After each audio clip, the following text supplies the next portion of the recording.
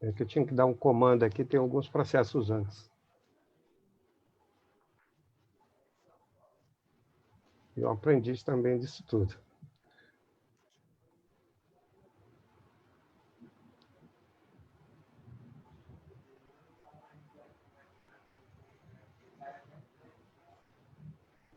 Entramos.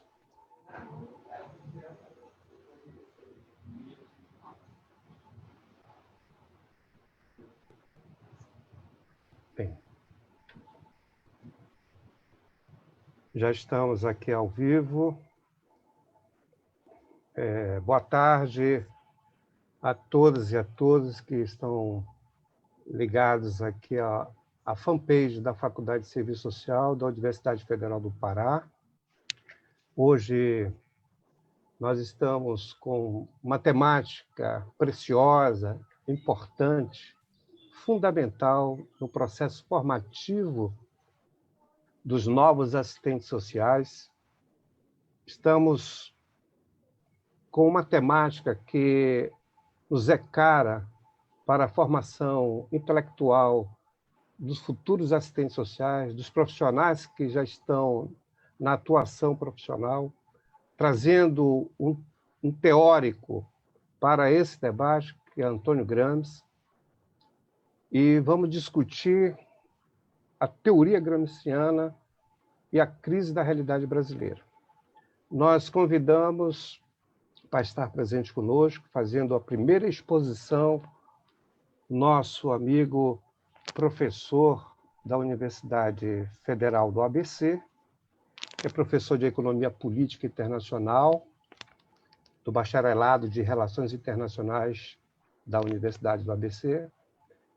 Ele é coautor de livros da Armadilha da Dívida e o Brasil Endividado, A Estrela na Janela como autor, Miscelânea Internacional, A Esperança é Vermelha, A Foice, o Martelo e a Estrela. Professor Walter Pomar está conosco nessa live, juntamente também com o professor Edmilson Rodrigues, deputado federal pelo PSOL, que também foi convidado por ter esta base de discussão, de compreensão da realidade da nossa crise brasileira, também trará grandes contribuições nessa construção das reflexões que aqui estamos presentes. E no debate convidamos o professor Peripeti, que é professor de História da Universidade Federal do Pará, e convidamos o professor Edilson Moura, que é cientista social, e eu, aqui, diretor da faculdade, professor de serviço social, vamos estar juntos hoje nesta live. Primeira fala de saudação a todos vocês que estão compondo a mesa. Muito obrigado, estamos aqui para esse grande debate, para essa discussão. Tá ok? Vamos passar, então, a palavra ao professor Walter Pomar. Seja bem-vindo, professor, estamos com o senhor.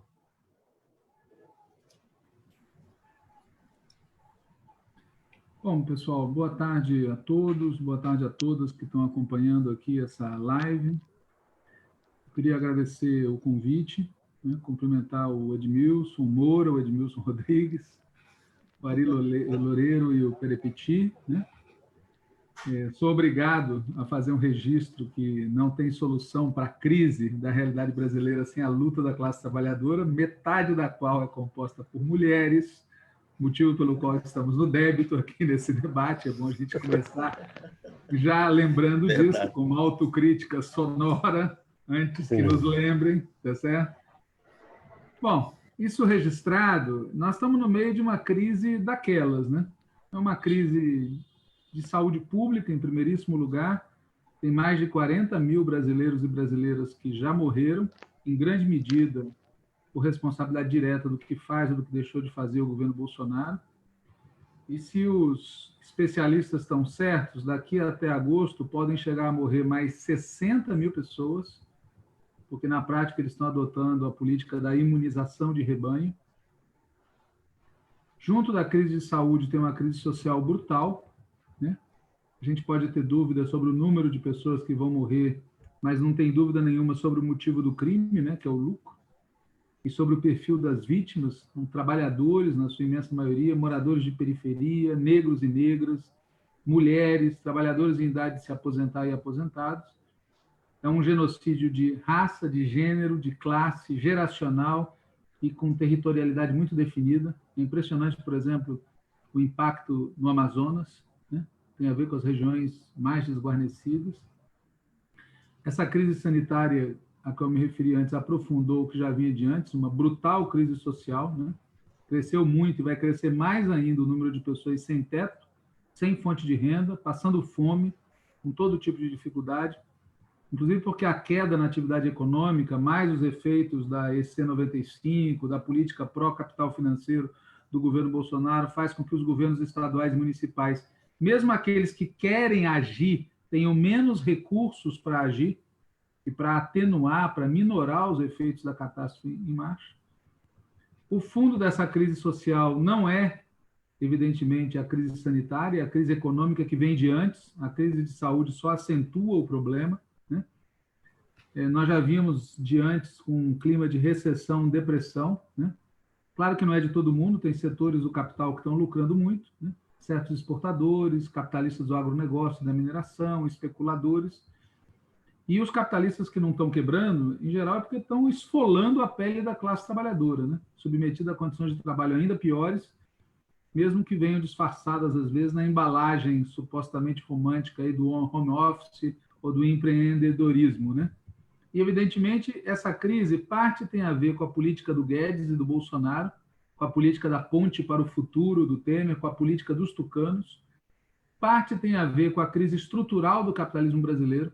Isso é importante lembrar, porque tem setores que criticam a política econômica do Guedes, mas perdem de vista que a gente está vivendo há décadas numa crise estrutural. Quer dizer, o modelo de desenvolvimento econômico que vigiu por 5 décadas, de 30 até 80, desde o início dos anos 80, está em crise. E nós tentamos, entre aspas, nós, né, solucionar essa crise adotando o modelo neoliberal, e isso só fez aprofundar a crise. E a lógica dos caras é nos fazer voltar para os anos 20, né? Uma nação agroexportadora, minério exportadora. E parte da crise econômica tem a ver com a crise mundial do capitalismo, que é sempre bom lembrar, né? De 2008 para cá, a gente tem uma crise irresolvida. Todos os motivos que levaram à crise de 2008 estavam se acumulando e todo mundo dizia que nós íamos enfrentar uma crise pior do que a de 2008, e aí veio a pandemia.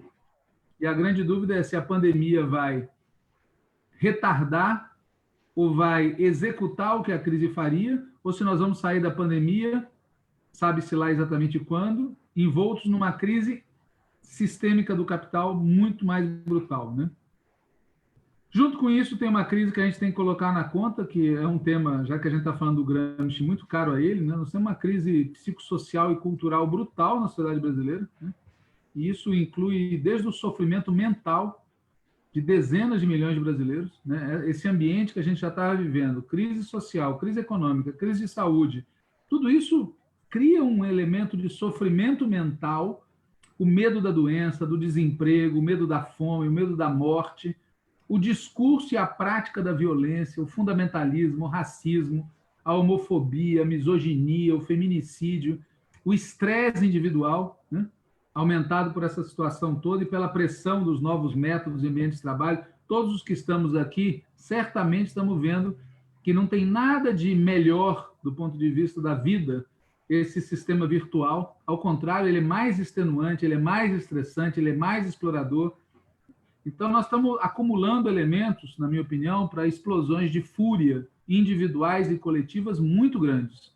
Nós não estamos numa situação psicossocial normal. Nós estamos acumulando, repito, elementos para uma explosão de fúria, né? Juntando tudo isso, crise de saúde, crise social, crise econômica, crise psicossocial, crise política, né? Cresceu muito e vai crescer. Eu lembro que na véspera, no meu caso, de eu entrar em isolamento, a gente estava organizando as manifestações do dia 18 e a direita estava organizando as manifestações do domingo, e nós estávamos prevendo uma situação de enfrentamento. Essa era a situação pré-pandemia e que se aprofundou de lá para cá, né? devido às contradições que existem no seio do povo, no seio das elites, né? Tem uma crise conjuntural que tem a ver com a disputa dentro das elites, né? Entre o setor bolsonarista e o setor não bolsonarista, dos golpistas, é bom sempre lembrar disso, tá certo? A coalizão golpista está dividida, não é que tem os democratas de um lado e os fascistas de outro lado. Não, a coalizão golpista tem uma extrema-direita, tá certo? Que coerentemente diz o seguinte: nós estamos arrochando no social, arrochando no econômico, tem que esmagar a esquerda e tem que extirpar completamente as liberdades constitucionais, inclusive manietando o Congresso e o Supremo, em prejuízo até mesmo de uma parte dos golpistas. E tem um outro lado que quer fazer metade do serviço, quer aplicar uma política social e econômica destrutiva, quer esmagar a esquerda, mas quer manter o ambiente de funcionamento das instituições. Tem esse conflito entre eles e tem um conflito nosso com eles, né? Então, você tem na crise política, você tem um elemento de crise conjuntural, está bem claro, mas tem também um componente de crise de regime. Do mesmo jeito que a crise econômica que a gente vive não é apenas produto da política do Guedes, tem também a crise do modelo, a crise política que a gente está vivendo não é apenas produto da radicalização bolsonarista, é também produto de uma crise de regime. Aquele regime cristalizado na Constituição de 88 foi pro saco. Foi para o saco. A Constituição foi desmontada desde 1990, é bom dizer, tá certo? Desde do governo Collor, eles vêm cortando tudo que de positivo tinha na Constituição de 88. Nós chegamos ao governo, a esquerda chega ao governo e descobre os limites que a Constituição impõe para a mudança, e a direita, por sua vez, se dá conta que, sem quebrar a Constituição, não consegue derrotar a esquerda. É um impasse. É um impasse que ou tem solução via um estado de exceção ou via uma Assembleia Nacional Constituinte hegemonizada pelos setores populares. E tem uma questão mais de fundo, se a gente olhar para o longo prazo, portanto, nós estamos vivendo uma crise nacional brutal, né? É uma mistura. Todas essas crises, nós estamos em meio a uma crise nacional que o que vai virar não está claro ainda, né?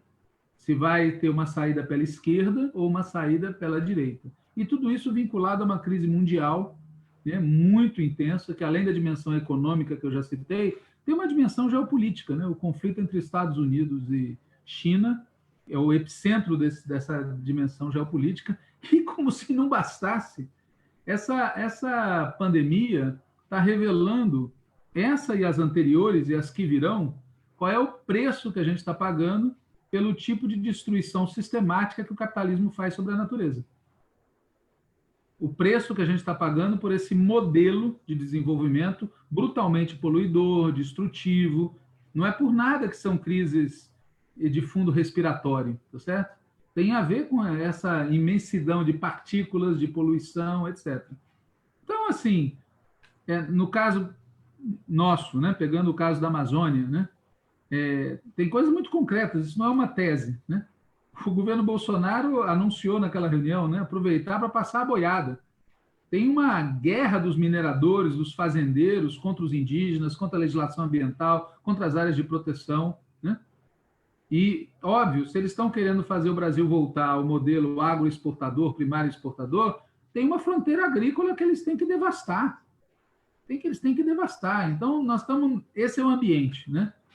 É uma crise brutal, é uma crise sistêmica, e isso abre debates importantíssimos dentro da esquerda, né? O debate do programa, né? Há algumas semanas eu polemizei com um companheiro de partido que dizia New Deal para enfrentar a crise, plano Marshall na saída da crise. Eu falei, não. É socialismo como alternativa para a crise. Esse é o debate programático. Se nós vivemos uma crise sistêmica, nós vamos colocar o quê no lugar? Um capitalismo melhorado? É isso? É essa? Não, a proposta da esquerda tem que ser construir um programa alternativo ao capitalismo que está globalmente em crise. Esse é um grande debate.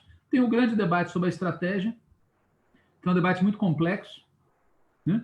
No qual o nosso homenageado de hoje é um participante ativo. O Gramsci participou ativamente do debate sobre como conquistar o poder em determinadas condições históricas, né? Tem o debate da tática, que envolve as frentes, envolve o papel das mobilizações de rua. Tem o debate da organização, que tem a ver com o sujeito histórico, né? Qual é o papel da classe trabalhadora nos seus variados segmentos. E a questão de fundo é dupla, né? Como se livrar do cavernícola e o que nós queremos colocar no lugar, né? Nós estamos numa situação que não é fácil, né? Eu venho chamando a atenção das pessoas nos últimos dias para isso. Ao contrário do que disse o Luiz Eduardo Soares, nesse artigo dizendo não vão às ruas porque pode haver um banho de sangue, o banho de sangue já está ocorrendo. Morreram 40 mil pessoas, vão morrer mais 60 mil nos próximos 60 dias. Mais de 1.000 pessoas por dia. É um banho de sangue. Então, assim, nós temos um problema de urgência política, né? De urgência política, não é um problema de... né? Então, é uma discussão complexa, por todos os elementos que eu já falei. E, para encerrar, o que o nosso homenageado tem a dizer sobre essas questões todas, né? Veja, o Gramsci é um cidadão que viveu nos primeiros 30 anos, viveu e militou no início do século XX, que foi um momento caracterizado pelo quê? Por uma imensa crise, pelo surgimento do imperialismo, pelo avanço do colonialismo imperialista, pela Primeira Guerra Mundial e a preparação da Segunda Guerra Mundial, pela crise de 29, pela Revolução de 1917. Foi um momento que tem semelhanças com esse momento de crise sistêmica que a gente está vivendo agora. Muitas semelhanças. Segunda questão importante, ele viveu num país que tinha uma situação que ele caracterizava com a ideia de a questão meridional, que é uma velha conhecida nossa. Ele dizia o componente de classe da Itália também tem um componente territorial. E nós conhecemos exatamente a mesma situação, só que com os polos trocados. Seria a felicidade desse general aí do Ministério da Saúde, que falou do Norte Frio, tá certo? Mas nós temos uma questão social e regional aqui no Brasil, né? Tem uma brutal importância na reflexão do Gramsci, a questão do partido, né? Eu sempre nós estamos aqui num debate acadêmico, então eu posso falar isso para os meus colegas, tá certo? Se tem um intelectual marxista que é visto com simpatia na academia, é o Gramsci. E me espanta como tem pessoas que acham o Gramsci legal e esquecem que da curta vida dele, a maior parte foi militância partidária. Ele não era um intelectual acadêmico. Aliás, ele nem concluiu a formação universitária dele. Nem concluiu a formação universitária. Tá certo? Ele não era um intelectual acadêmico, um beletrista, um livre pensador. Ele não conseguia enxergar como positiva a indiferença, né? Tem aquele famoso texto dele, Odeio os Indiferentes, e não conseguia enxergar um outro tipo de militância que não fosse atravessada pela militância organizada, a classe trabalhadora organizada. E é impressionante como muitas pessoas batem no peito para falar do Gramsci e esquecem do Gramsci realmente existente, do militante socialista, do militante comunista, do militante organizado, né? E, por fim, né, para encerrar minha contribuição aqui, talvez o mais interessante do pensamento do Gramsci para os dias de hoje seja o fato dele ter feito uma análise muito clara acerca do fascismo originário. Hoje virou meio que um lugar comum que a gente está diante de uma ofensiva fascista, né? Tem toda uma polêmica sobre isso, se o governo Bolsonaro é fascista, se ele não é fascista, se ele deve chamar de neofascista, enfim, uma polêmica muito interessante, mas o que eu queria chamar a atenção é para uma coisa. O Gramsci tinha como uma das suas referências intelectuais uma figura chamada Benedetto Croce, que era um grande intelectual italiano, que muito influenciou o Gramsci, diga-se de passagem, que viveu bastante mais tempo que o Gramsci, tá certo? E que vai ser um interlocutor, porque o Gramsci considerava que a importância dele para os intelectuais italianos era tão grande, desse Benedetto Croce, que era preciso combater e desmontar o Benedetto Croce. Senão, não ia se formar uma nova cultura nacional popular, socialista, democrática na Itália. Então, ele dialoga muito com esse Benedetto Croce. E o Croce é autor de uma frase genial. O Croce era antifascista. E ele dizia, o fascismo foi um acidente na história da Itália. E o Gramsci falava, coisa nenhuma. O fascismo foi o instrumento que a classe dominante italiana usou para esmagar a classe operária e o campesinato. É essa pegada histórica que eu acho que a gente tem que ter ao analisar o que é esse inimigo da educação, da universidade, da inteligência, da ciência, que é o governo Bolsonaro.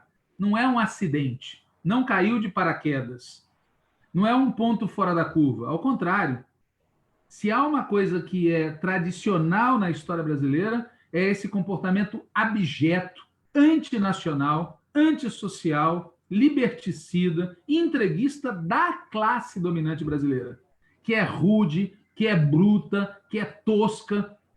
Esse cidadão que está na presidência da República e esse governo que o acompanha são a cara da classe dominante brasileira. E eles escolheram esse caminho.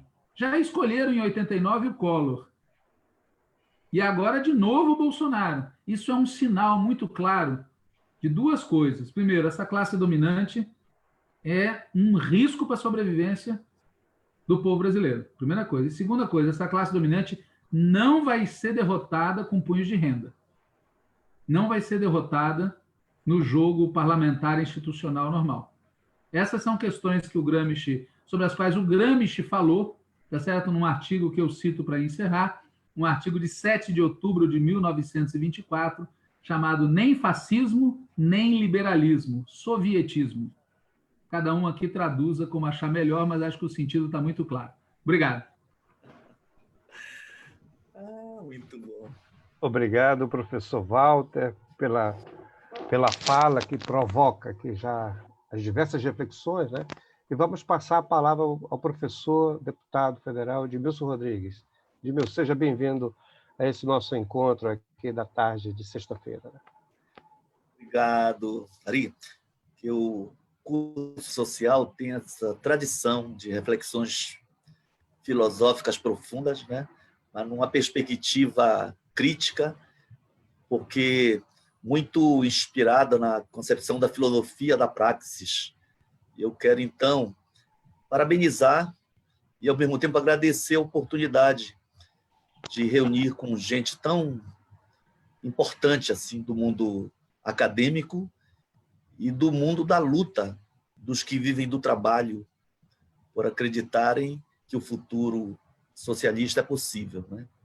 Não tenho, naturalmente, a mesma capacidade de um Walter Pomar de falar tantas coisas de forma tão profunda em tão pouco tempo, mas eu vou falar pouco em respeito, né, ao conjunto, dizer que é muito bom reencontrar todos vocês, meu queridíssimo Edilson Moura, amigo do peito, que está convidado a enfrentar desafios que possam ter dele continuidade de uma contribuição militante e uma atuação institucional que, naturalmente, por ser institucional, carrega uma dose de caminhada por dentro da ordem, mas é aquela caminhada na ordem com rebeldia que sempre está com o pé na contra-ordem, exatamente por acreditar no futuro possível de homens e mulheres livremente associados, para lembrar do nosso filósofo maior, Karl Marx, né?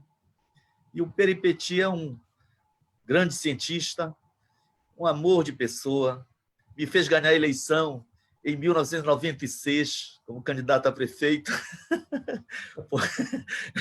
A gente sempre brinca, porque o candidato apoiado pelo prefeito usou a tese do Peripety para tentar me provocar como comunista. Ainda diz assim, é comunista e revolucionário ainda. Olha aqui o livro do Peripety.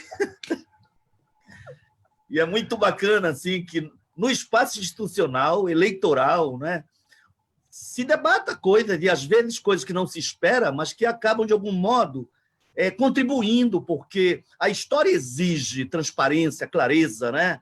Exige afirmação de teses, de uma ideia de mundo, de uma visão filosófica de mundo que tem que ser assumida como possibilidade das pessoas aderirem a um projeto libertador, né? Então, com isso tudo, eu já considero esse introito aí parte da minha fala, mas apenas dizer que muitas coisas importantes foram pontuadas pelo Walter, e eu diria assim, lembrando os grandes pensadores críticos, né? A ideia de que é humano pensar projetos e projetos de futuro. Aliás, é exclusividade da humanidade, hoje barbarizada no capitalismo. Daí a importância de que o projeto, que pode ser visto como, digamos assim, o movimento em favor da eficácia de uma estratégia, outro conceito tão caro à esquerda e citado aqui pelo Pomar, que ele seja efetivamente um projeto contra-hegemônico, para estabelecer aqui um debate com talvez o mais importante conceito gramsciano, que é o conceito de hegemonia. E essa ideia de hegemonia cultural, que, a meu ver, evoca-nos, a todos nós da esquerda, a considerar esse conceito e tentar refletir de forma profunda para que não caiamos em certas armadilhas de análise daquilo que o professor Leandro Condé chamava atenção. Ele dizia assim, não podemos correr o risco da continuidade hipostasiada, né? Se a gente quiser falar de outra forma, né? Evitar transformar em concreticidade aquilo que, na verdade, é apenas a aparência. E, nesse sentido, é necessário perceber o momento da possibilidade da ruptura, se, na verdade, temos a intenção, se o nosso projeto é intencionalmente transformador, né? Então, se nós estamos realmente na postura de assumir o papel de pensar um projeto contra-hegemônico e, portanto, uma estratégia revolucionária, no sentido, não necessariamente do pegar em armas, mas às vezes é necessário, mas revolucionária no sentido de afirmar aquilo que o Walter também colocou.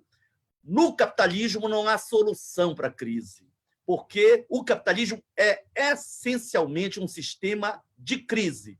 E hoje, no período atual, se quisermos considerá-lo com uma globalização neoliberal, onde se radicalizou tanto esse processo de acumulação ampliada do capital, onde a concentração de renda é tão brutal que faz com que, no mundo, algumas dezenas de famílias, num mundo com mais de 7 bilhões de vidas humanas, algumas poucas famílias concentrem a maior parte da riqueza. Ou, se quisermos pegar o território brasileiro, apenas 5 pessoas, nem são famílias, não são 5%, mas apenas 5 pessoas detêm uma renda que é superior à renda dos 50% mais pobres do Brasil, ou seja, somados 105, 106 milhões de brasileiros com a sua renda da Bolsa Família, com salário mínimo 1, 2, 3 recebido, incluindo até professores que têm um piso salarial de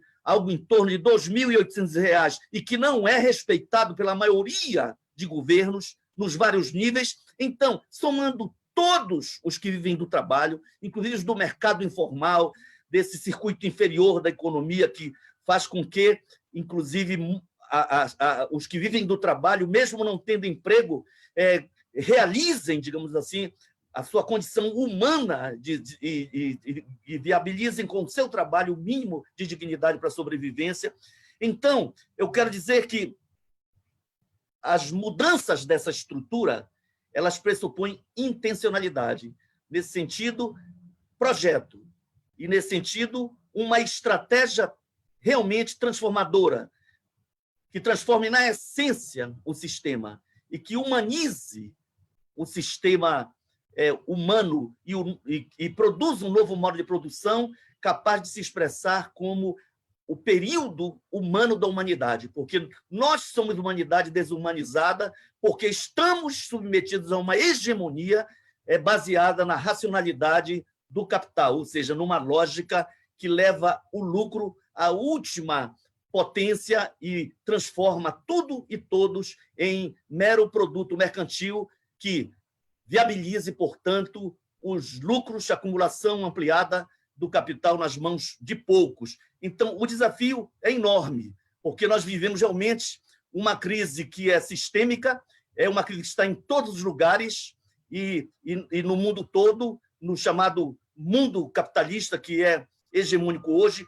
No entanto, é importante lembrar uma ideia que está muito presente no pensamento gramsciano e que, mais recentemente, era trabalhada pelo professor Milton Santos. É essa contradição dialética, não meramente formal, dialética, né, entre globalização e fragmentação. Quer ver uma coisa? O nosso querido Walter falou na questão ambiental. Hoje eu dei uma entrevista para a Rádio Aparecida e dizia: somente em maio alcançou-se quase 900 quilômetros quadrados de desmatamento na Amazônia. O Pará é o recordista entre os estados amazônicos. Eu dizia para ele, isso representa quase 2 Porto Alegres. Não é brincadeira, mano. Uma das maiores metrópoles do país, do sul do país, de um estado tão importante, na área desmatada, no Pará, Mato Grosso, Amapá, no Amazonas e outros estados amazônicos, nós teremos condição de colocar os 3, 4 milhões de pessoas que hoje representariam 2 vezes a população da metrópole de Porto Alegre. É assustador. Agora, se esse processo está sendo intensificado por uma intenção de destruição do arcabouço legal e dos mecanismos de controle, é verdade também que o sistema ele obedece a essa lógica perversa, porque a crise ambiental ou o desequilíbrio ecológico ele está totalmente articulado, ele é indissociável da crise social. E eu citei esse exemplo do ambiente para dizer de onde vêm as resistências. Vem do mundo todo, o mundo fragmentado, onde etnias que ora antes já haviam desaparecido ressurgem, reassumem. O Peripeti vem de um país chamado Espanha, mas ele é exemplo de um país plural, onde as regiões têm autonomia, e, na verdade, os povos dessas regiões lutam mais do que autonomia pelo poder de autodeterminação. Nem vou citar o povo dele em particular, vou citar o povo basco, né? Que, inclusive, tem uma língua totalmente diferente das línguas neolatinas. Então, e nós, aqui? Eu falava na rádio com tristeza, perdemos o cacique, a mulher do cacique, a irmã do cacique, o pajé, a autoridade espiritual, o médico dos Assurini do Trocará. Nós estamos com o Paulinho Paiacã Caiapó em situação muito, muito, muito grave.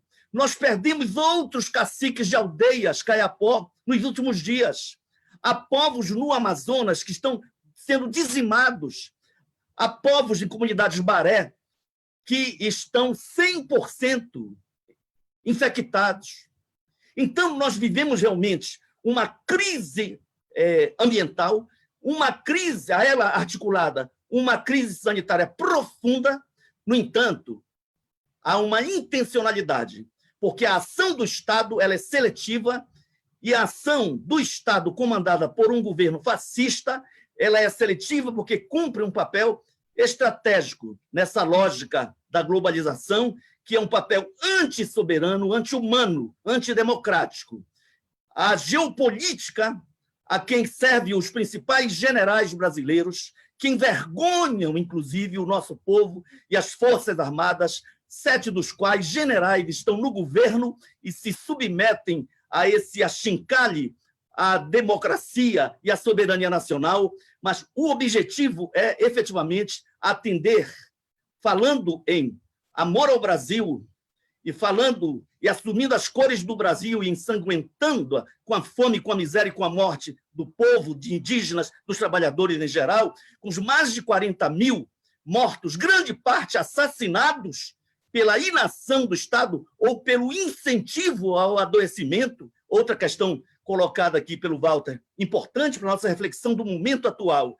Então, nós vivemos uma situação, e eu queria dizer, na perspectiva dessa luta contra-hegemônica, o fascismo ele se instala, não necessariamente por um golpe de Estado, não necessariamente por uma ruptura que lembre um golpe de Estado.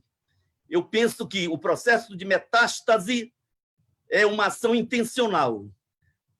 Infelizmente, muitas vezes, a gente reage a cada tumor implantado.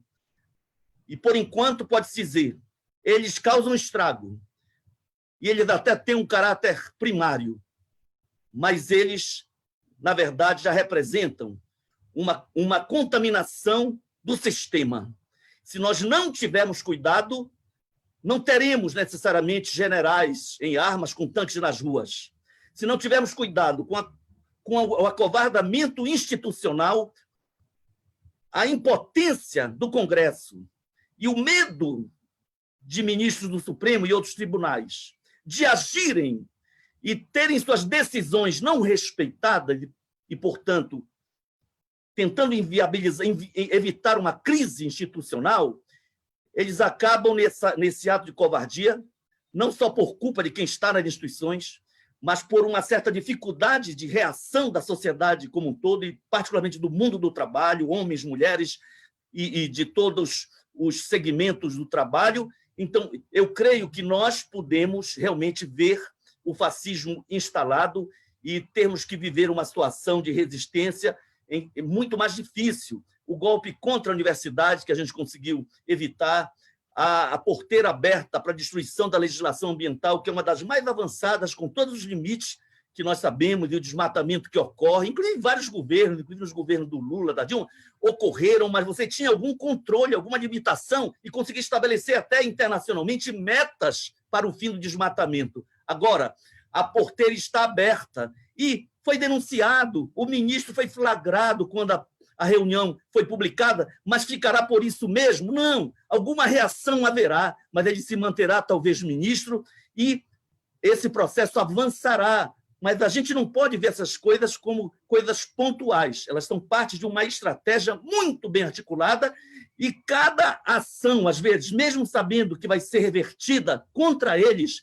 no Supremo, ou que uma medida provisória possa ser devolvida, como foi hoje a das universidades, pelo presidente do DEM, veja só, está longe de ser esquerda, mas ela foi tão descarada, ela é tão agressiva a um princípio constitucional, que foi devolvida pelo Columbre hoje a medida provisória 979. Mas eles fazem porque a cada situação que, às vezes, nós achamos que é uma burrice ou é uma provocação isolada, eles estão, na verdade, ofuscando a nossa capacidade de perceber o potencial de rupturas ou mesmo de perceber o principal do projeto deles, que vai exatamente se instalando do ponto de vista econômico, social, político, enfim. É uma estratégia, na minha avaliação, muito bem articulada e o nosso presidente, que age de forma tosca, ele realmente tem uma inteligência muito baixa, no entanto, ele é um bom papagaio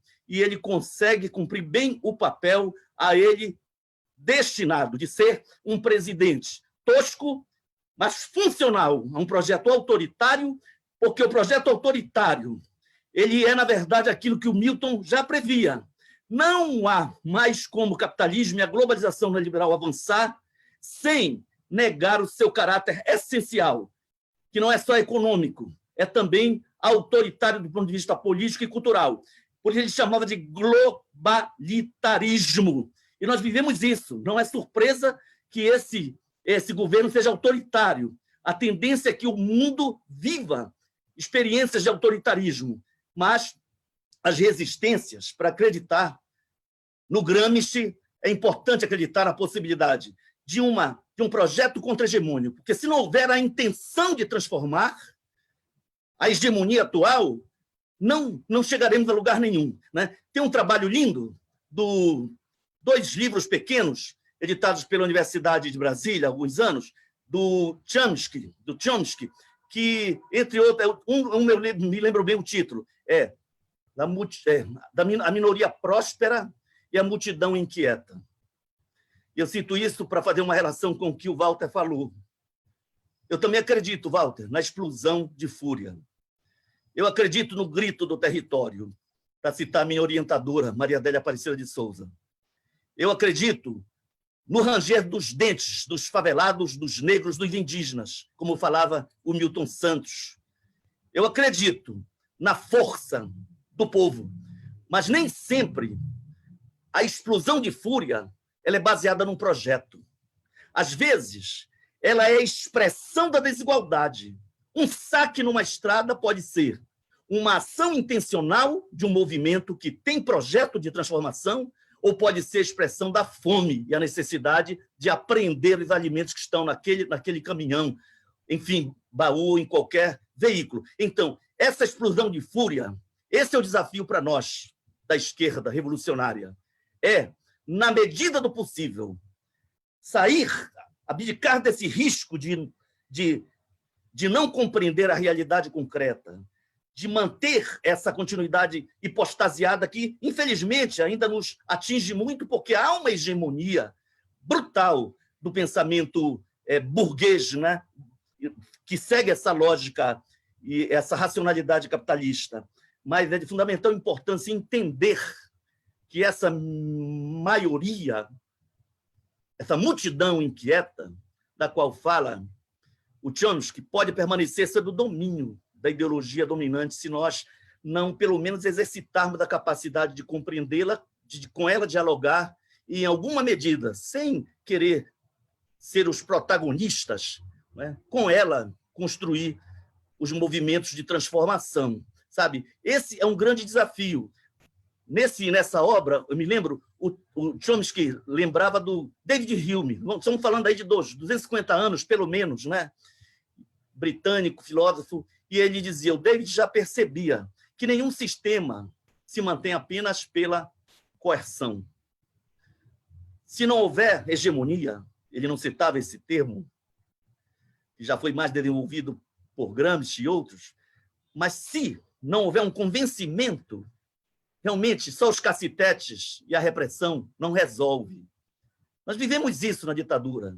Eu tinha 6 anos quando ela iniciou, em 64, vivia minha adolescência numa ditadura, de família pobre. Era muito comum na minha família, dos vizinhos, o sonho das mães verem seus filhos servindo ao exército, porque as Forças Armadas eram uma forma de inclusão daquele numa vida que representava algum status social, uma saída para a pobreza, para a miséria. Então, infelizmente, grande parte, inclusive hoje, grande parte dos 30%, que são o núcleo duro, que as pesquisas mostram, há várias pesquisas, o núcleo duro do bolsonarismo, que pode ser reduzido ainda, mas que tem uma capacidade de permanência grande, grande parte são negros, indígenas, mulheres, pobres, desempregados. Porque não há 30% de brasileiros num país com tanta concentração de riqueza que não sejam exatamente as vítimas aplaudindo o algoz. Então, realmente, nem tudo é repressão. Daí o nosso desafio, aquilo que talvez seja uma tradução do pensamento do Gramsci, me desculpem, eu concluo com isso, a busca da liberdade, ela pressupõe movimentos de ação técnica também, ação política. Aliás, aquela digamos assim, indissociabilidade de guerra de movimento e guerra de posição, né? Que é como categoria de análise do pensamento gramsciano. Aí diz assim mesmo, essa nossa ação ela não pode desconhecer a necessidade de reconhecermos a necessidade que o outro tem. Se nós não conseguirmos estabelecer uma relação de intersubjetividade, certamente não teremos capacidade para tornar eficaz o projeto de transformação e, portanto, dar objetivação ao projeto, ou seja, limitaremos a nossa capacidade revolucionária, sabe?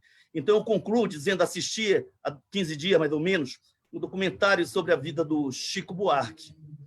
E, entre outras coisas, ele dizia, quando perguntado sobre as músicas hoje, a qualidade, ele dizia, olha, nós fazíamos boa música, é verdade, mas era uma minoria de classe média que nos acompanhava. Foi muito importante como resistência à ditadura aquilo. Mas, olha, não temos que ter preconceito à música popular. Muita gente diz, eu quero MPB, mas o povão reúne 100, 200 mil pessoas para assistir as duplas sertanejas. O brega no Pará. Quem não conhece o Pará não sabe que as segundas-feiras, taxistas, os profissionais, cabeleireiros, barbeiro, quem não pode ter folga no sábado e, às vezes, parte do domingo, vai para os dançarais daqui, de aparelhagem, festas com 20 mil pessoas das segunda-feira, todas as segundas-feiras, com exceção agora do período de pandemia. São mais de 2.000 estúdios populares, segundo uma pesquisa de doutoral feita há alguns anos já, de meninos produzindo CDs. Há uma certa fluidez, fugacidade das obras, elas são apresentadas, fazem um puta sucesso, depois desaparecem. No entanto, nós estamos, às vezes, longe de estabelecer relações de intersubjetividade pela nossa arrogância, superioridade, elitismo. E grande parte da esquerda vive essa situação, esse problema, que, na verdade, inviabiliza a nossa capacidade de visão. Então, eu concluo agradecendo, parabenizando aí, Walter, pela belíssima síntese, né? Junto à grande capacidade de ver o todo e apontar caminhos. E eu acho que tu falaste a coisa mais importante no momento, que é entender essas resistências que fogem ao debate programático dos partidos e que estão obrigando os partidos a tomarem decisão. Aquilo que talvez o Lênin, em certo momento, percebia, né? Quando as massas populares realmente passam a dirigir, né? E nós temos que entender que ela está com razão e, para não perder a legitimidade da nossa ação, estabelecer laços com ela. O ideal era que fosse o inverso. Mas há vários debates acontecendo e eu sou de um partido que está tendo dificuldade de decidir. Os debates têm nos dividido. Eu acho que a toda a esquerda, né? Tem 40 e tantos mil doentes, quase 900 mil doentes, aliás, 40 e tantos mil mortos. Os que faziam turismo no exterior foram os primeiros a morrer, gente de classe média ou classe alta, a burguesia ou a pequena burguesia. Agora, estão morrendo agora os pobres, que não têm água, sabonete, álcool gel, que não têm como morar dignamente. 10 pessoas morando em 1 e 2 ambientes. Para quem conhece Belém, as baixadas de Belém, sabe a situação de quem mora na periferia, nas áreas de baixada, nas casas de madeira, situação muito precária, tem que pegar transporte coletivo. Então, essas pessoas é que estão agora, e em geral são as que mais têm vigor nas torcidas de clubes, estão decidindo ir às ruas para combater o fascismo, para lutar por democracia, assumindo, inclusive, sem grande leitura teórica, um movimento que está posto aí de combate ao fascismo, Antifas, que já está sendo, digamos, combatido como um movimento terrorista por parte lá do Trump, e aqui o papagaio do imperialismo repete a mesma coisa. Então, realmente, esse, a meu ver, é um desafio, porque a esquerda não pode deixar de algum modo, sem dirigismo, né, sem doutrinarismo, mas ter a humildade de entender, de sair dessa continuidade apostasiada e entender o que está ocorrendo e perceber se aí há alguma possibilidade de ruptura e de uma nova esquerda surgindo e que nos ajude a nos transformar, fazer as autocríticas necessárias e constituir essa nova esquerda, ou se é um movimento, e é possível, que, como em 2013, seja cooptado pelo pensamento liberal, pela lógica do capital. A história pode nos surpreender, né? Um abraço aí, desculpa ter me alongado. Obrigado, professor Edmilson. Belíssima consideração também. Vamos avançando aqui, passar para o professor Peripeti fazer a sua fala, posteriormente o Edilson Moura, e ao final também faço as minhas considerações. Depois tem algumas questões aqui que as pessoas estão colocando no Facebook, eu passo para o conhecimento aqui da mesa, tá? Professor Peripeti, à vontade. Obrigado, Ari. Obrigado pelo convite. Estou muito feliz aqui poder juntar o Walter Pomar, o Edilson, né, Moura e o Edmilson Rodrigues, inclusive porque nos próximos meses vamos estar mais juntos, imagino eu, em outros embates. Eu não vou fazer uma fala longa, só apenas umas informações e duas perguntas para nossos convidados especiais, né, Edmilson e Walter, que é um pouco que me preocupa, assim. O Edmilson falou a respeito de como o fascismo, né, que aconteceu também na Alemanha, não chegou ao poder um golpe de Estado. É decir, chegou ao poder de um processo progressivo, enfim, de um movimento que foi, tanto como na Itália como na Alemanha, diferente da Espanha, né, que houve uma guerra civil, outro processo, lá foram tomando conta de praticamente todas as instituições do Estado, né, o Estado italiano e alemão, é tudo um processo, né, um processo de ataque às conquistas, ataques àquela democracia também especial que existia naquele tempo na Europa. E eu só queria que vocês nos ajudassem um pouco mais ainda, depois, para ver como o processo que estão fazendo os bolsonaros, de fato. Né? Eu concordo também de que o projeto deles não é tão inocente, não é isso? Eles têm uma estratégia, não é isso? E a esquerda tem que ter também. Né? Depois vou entrar com outro assunto assim. A sua estratégia é enfraquecer todas as instituições do Estado que sejam possíveis inimigos do seu projeto fascista. Quer dizer, é um projeto do ponto de vista autoritário, fascista, com as diferenças que possam ter de matizações. Eu acho que isso foi também a grande contribuição de Gramsci na Itália, de fazer compreender esse movimento fascista, que era muito confuso no início na Itália, né? Parte dos socialistas, a crise que teve dentro do Partido Socialista, né? É decir, isso gostaria um pouco que vocês falassem um pouco mais. É decir, nós vimos agora esse ataque permanente às universidades públicas, ao ensino público, né?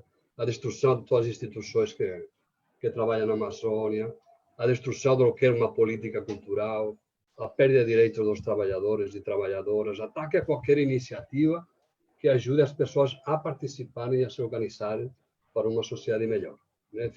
E destruindo os avanços que, inclusive, alguns vêm da época do getulismo Vargas, né? Do Getúlio, do chamado getulismo. É um processo que foi iniciado depois do golpe, por isso tudo faz parte desse pacote, como falava o Walter Pomar, que eu concordo também, e foi continuado por Temer e agora uma radicalização.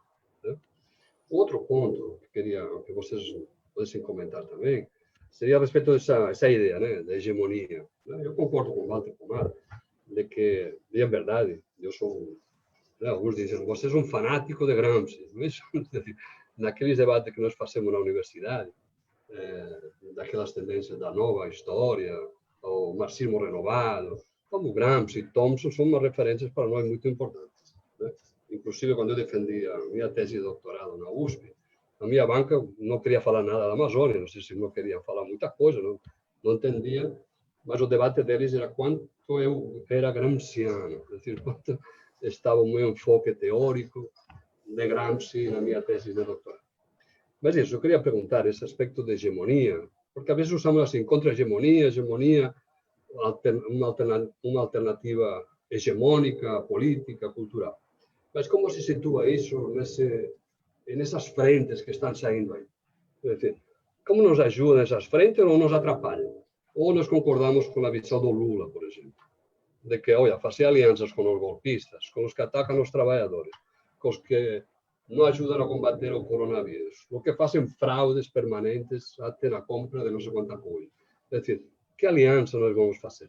Isso, se de fato nós concordamos um pouco com essa linha do Lula, né, e partidos de esquerda que também defendem, ou como outros partidos, inclusive de esquerda, né, defendem uma aliança ampla, uma aliança de todo mundo entra. Então, gostaria também, né, porque isso foi umas grandes reflexões que eu acho que o Gramsci nos ajudou para discutir esse conceito, o que significa essa disputa de hegemonia. Né? Então, era isso. Eu queria só fazer essas perguntas, porque o importante é também a contribuição de vocês. Agradeço mais uma vez ao Ari e à faculdade, né, por a oportunidade de estar juntos nesse momento.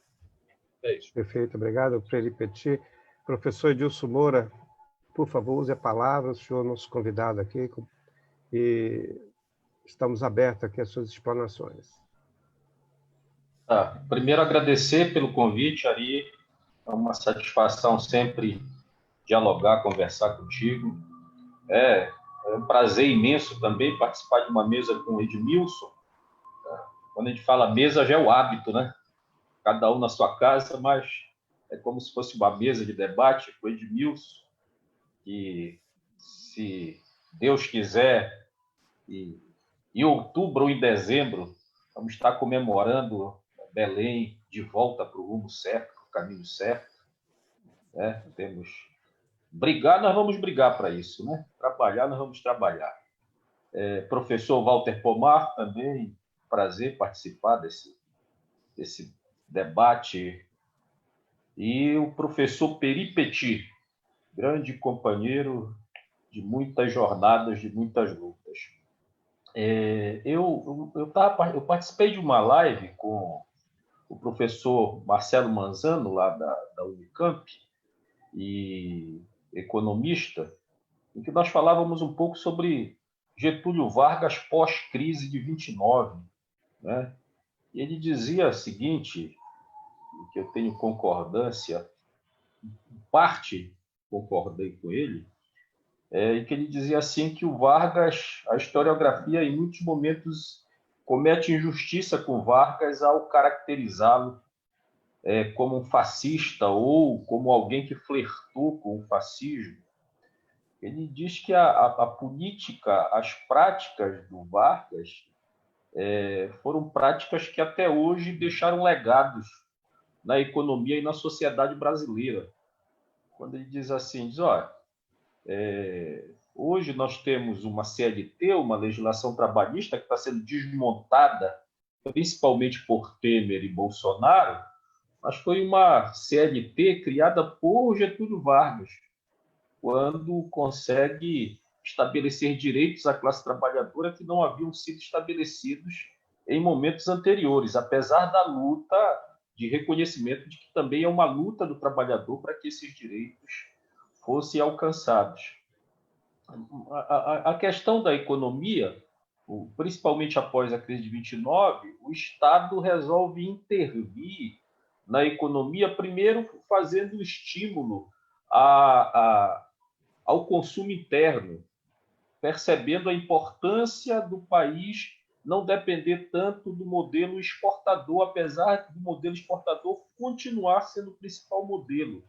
Então, mas houve um estímulo à economia local, à economia interna, ao consumo, e a própria criação de empresas que se dá durante grande parte dos governos do Getúlio Vargas, como a criação da CSN, da própria Vale do Rio Doce, da Petrobras, grande parte privatizada por governos anteriores, e aí já pega desde Collor, Fernando Henrique Cardoso, chegando aqui em Temer e Bolsonaro. Ele fez essa reflexão, nós fizemos, na verdade, essa reflexão, para mostrar que o modelo adotado por Bolsonaro é um modelo que vai na contramão desse modelo assumido por Vargas.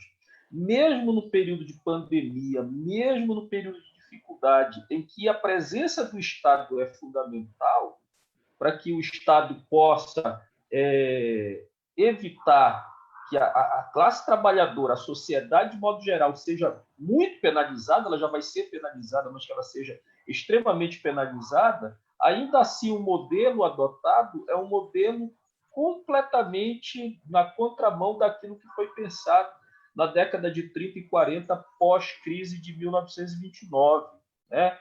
E esse modelo perverso a gente percebe, por exemplo, a tentativa de intervenção das universidades e até mesmo de um modelo de privatização que eles não assumem claramente, mas é uma tentativa de privatização das universidades. A política ambiental, quando de forma cínica o ministro diz que é para aproveitar enquanto está todo mundo distraído, que é para devastar mesmo o meio ambiente, né? A política econômica do Guedes, que diz assim, olha, a gente tem que investir no grande, porque o grande vai dar retorno, vai dar lucro, como se o Estado existisse para obter lucro. A ideia do Estado superavitário. Enquanto que os pequenos dão prejuízo. Então, é esse modelo perverso que nós estamos observando hoje no Brasil.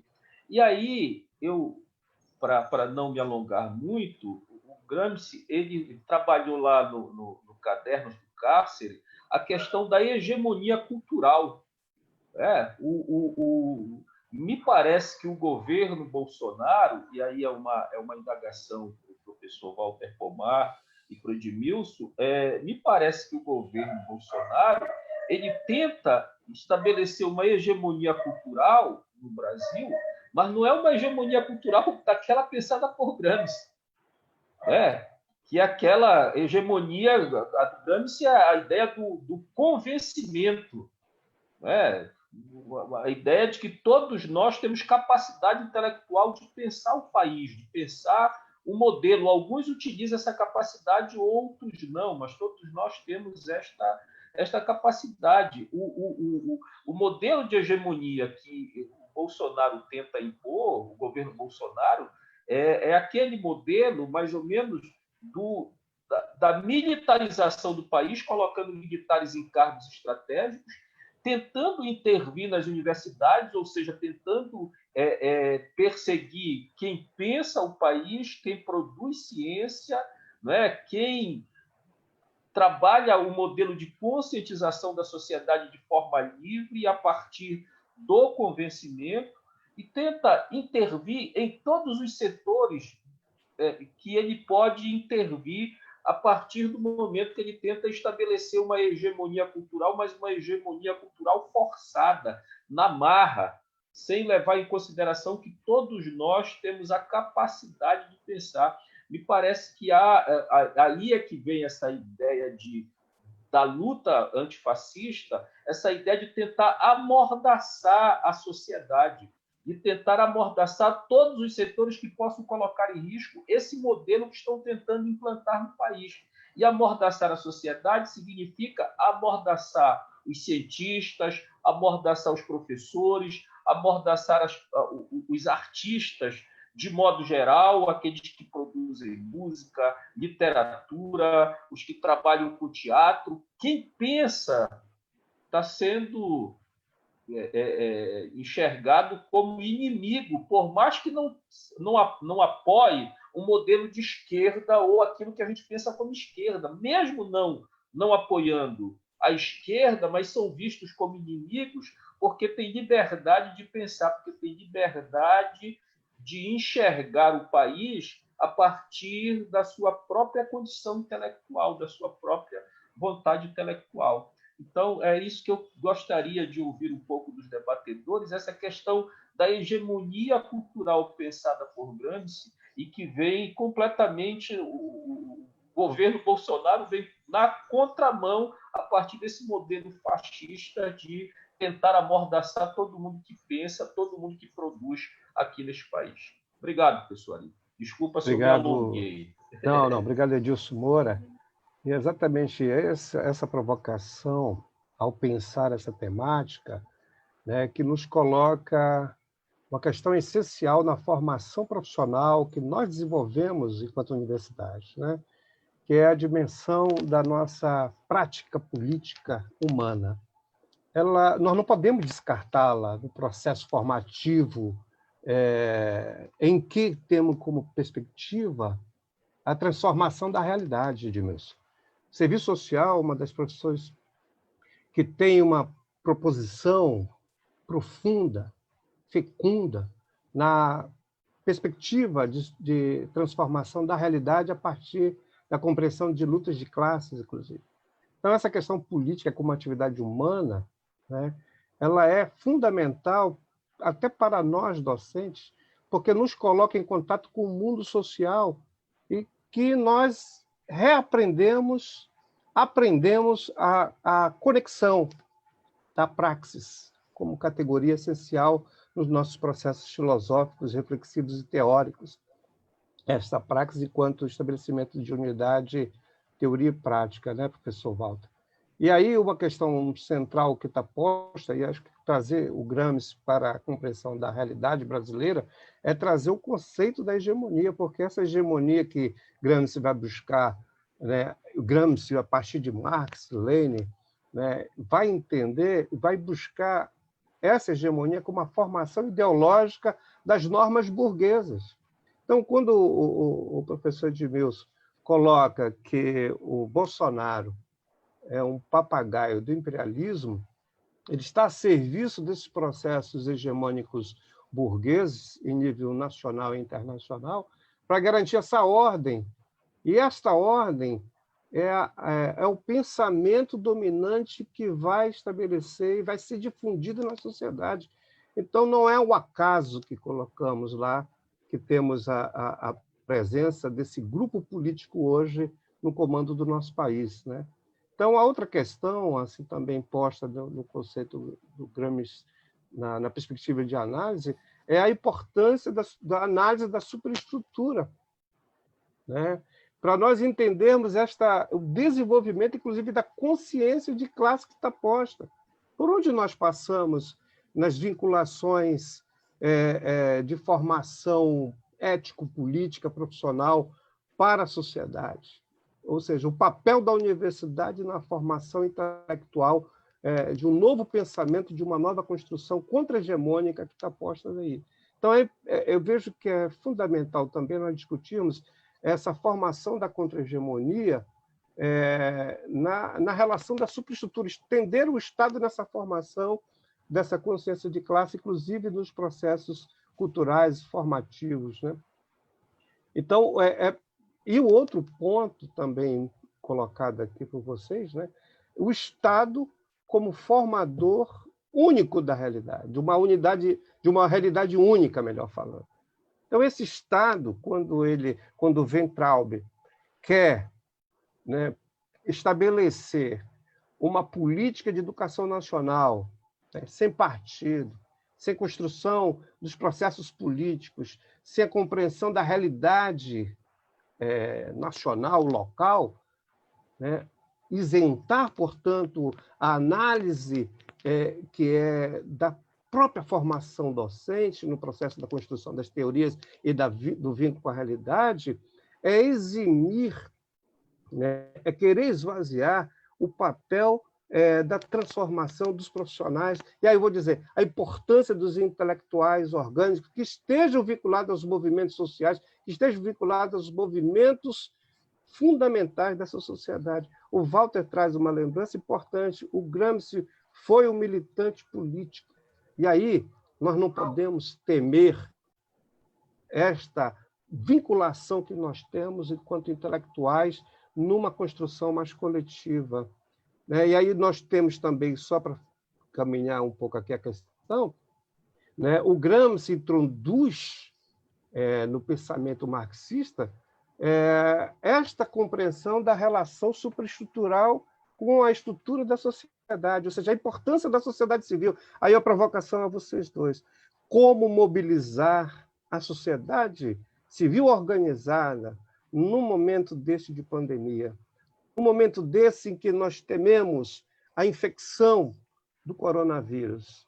Nesse momento em que nós precisamos estar atento a esta ação hegemônica desse Estado burguês, e não podemos, de certo grau, não podemos nos engajar ativamente, fisicamente, corporeamente falando, nas lutas políticas mais direcionadas. E aí nós temos a presença do Edmilson como fundamental nesse processo de estar no parlamento como uma das instâncias, uma das representações das classes populares, para que nós tenhamos realmente a possibilidade de reais transformações desta relação estrutura-superestrutura, né? Então, é um processo de engajamento, de transformação, e aí nós precisamos trazer a compreensão do homem histórico que nós somos.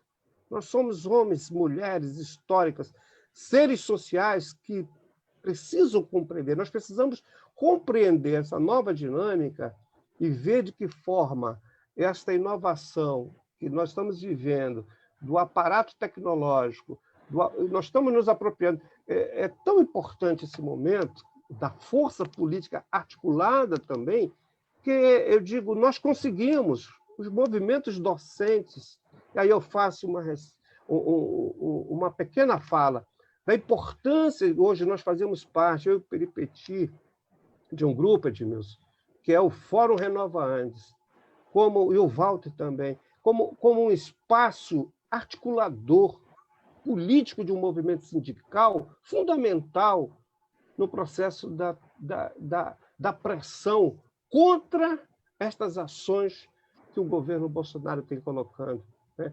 Fico feliz porque os companheiros que estão nas ADEs e outros estados né, conseguiram movimentar politicamente, juridicamente, qualquer perspectiva que venha ferir a autonomia das universidades. Então, nós precisamos estar nos colocando nesse cenário como seres sociais, como transformadores, e pensando a transformação como uma transformação dialética, que precisa ser compreendida a posição do Estado que nós estamos e o papel do intelectual na formação desta sociedade, da formação profissional, né? Muito nos é caro ver um assistente social hoje defendendo bandeira fascista. Isso, eu diria assim aos companheiros aqui, dói o nosso coração, porque a nossa profissão é uma profissão que está adentrada, está vinculada ao âmago da questão da sociedade. A questão social para nós é cara, como fruto desse processo de contradição capital-trabalho.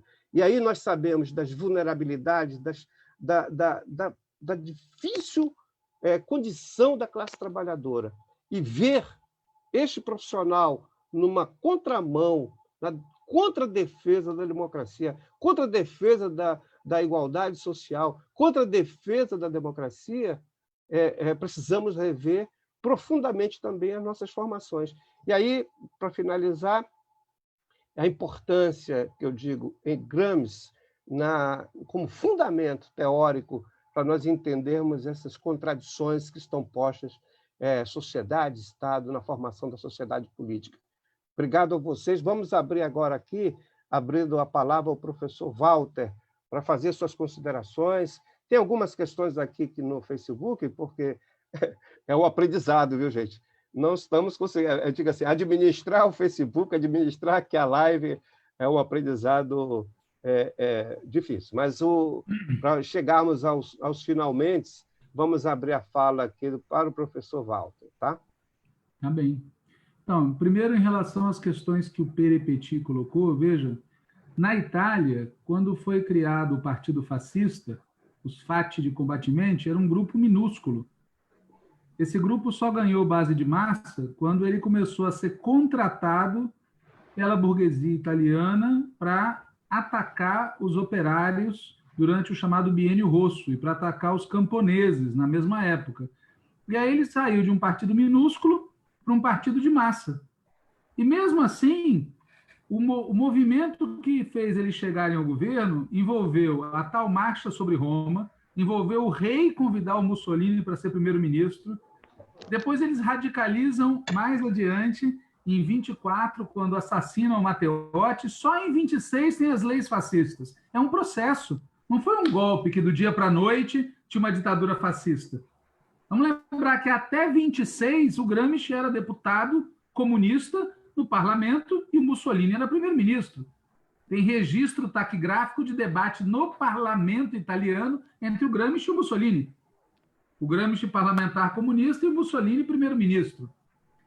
Na Alemanha, a mesma coisa. Vamos lembrar que nas eleições de 1932, o Hitler disputou o primeiro turno, ficou em segundo lugar, disputou o segundo turno, ficou em segundo lugar. O vencedor foi o Marechal Hindenburgo. O Hitler teve 30 e poucos % dos votos. Ele foi convidado para ser primeiro-ministro pela burguesia alemã.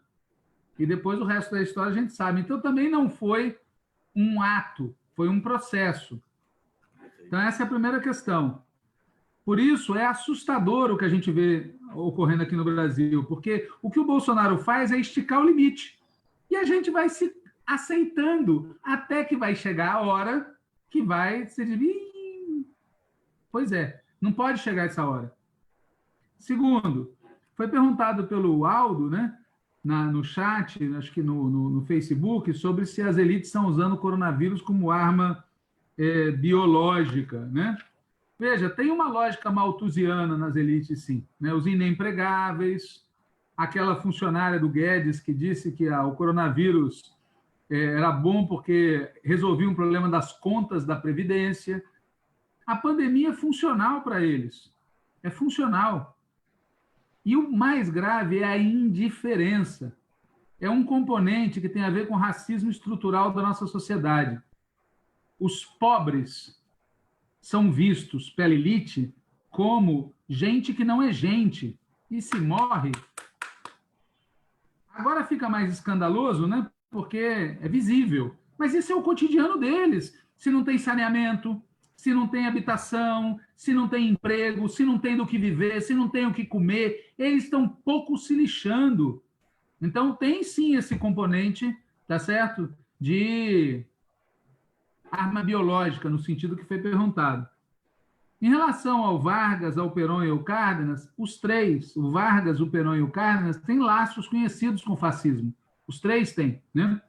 Agora, tem uma diferença fundamental entre o fascismo da época e os três. O lugar no mundo. A Itália e a Alemanha eram potências imperialistas. Por isso é que o fascismo lá virou o que virou.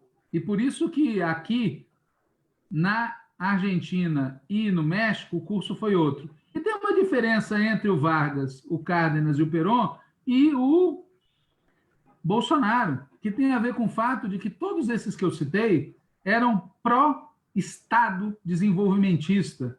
E o Bolsonaro é um fascista ultraliberal. É o ruim junto com o pior, né? Então, tem uma diferença importante. Sobre a questão que o Edmilson Moura falou, eu queria concluir comentando isso. Veja, eu não subestimo essa gente. Eu faço questão, quando me refiro ao Olavo de Carvalho, a dizer é o maior intelectual do Brasil. Porque o cidadão consegue dialogar, conseguiu formar seguidores em larga escala. Ele construiu uma corrente política ideológica. Não temos que subestimar essa gente. Também porque eles manipulam, no sentido técnico da palavra, o senso comum. O Bolsonaro é o porta-voz do senso comum, que, aliás, é um termo que aparece nas reflexões do Gramsci o tempo todo, tá certo? Ele conseguiu galvanizar um senso comum pela direita, mais ou menos como Lula conseguia fazer isso no sentido oposto, galvanizar o senso comum pela esquerda, é um inimigo perigoso. Quando o professor Edmilson fala da diferença, né, da maneira como eles lidam com o tema da hegemonia, eu acho que isso não é uma diferença só do fascismo. É que, veja, a reflexão do Gramsci é como a classe trabalhadora, como o socialismo pode se tornar hegemônico. Mas a hegemonia pode ser também a dominação e o consenso das classes dominantes. E a maneira como eles constituem hegemonia sobre a sociedade é totalmente diferente da nossa. E por isso tem uma diferença estrutural, não é só do Bolsonaro. O Bolsonaro é extremo, né? Que é um caso exagerado. Mas a classe dominante constrói a hegemonia a partir do Estado, de cima para baixo, subordinando as massas ao status quo, portanto, é conformista, naturaliza a opressão, naturaliza a repressão, naturaliza os piores preconceitos, e é profundamente, curioso, é uma retórica, eles se enxergam como revolucionários. Quem assistiu aquela veja, quando naquela reunião do Ministério, quando o Bolsonaro fala é preciso armar o povo, se você apaga a luz e pega só a frase, você diz, nossa, quem está falando? Mas quando você acende a luz, aí você se dá conta, o povo de que ele está falando é preciso armar os que têm 8, 9, 10 mil reais para comprar uma automática. É preciso armar os setores médios, é preciso armar os ricos para massacrar os pobres. Então, é uma retórica revolucionária, entre aspas, de extrema-direita, é contra-revolucionária. É por isso que, encerro, os caras, essa turma do Olavo de Carvalho, essa turma do Weintraub, essa turma da extrema-direita, fazem uma batalha contra o gramscismo.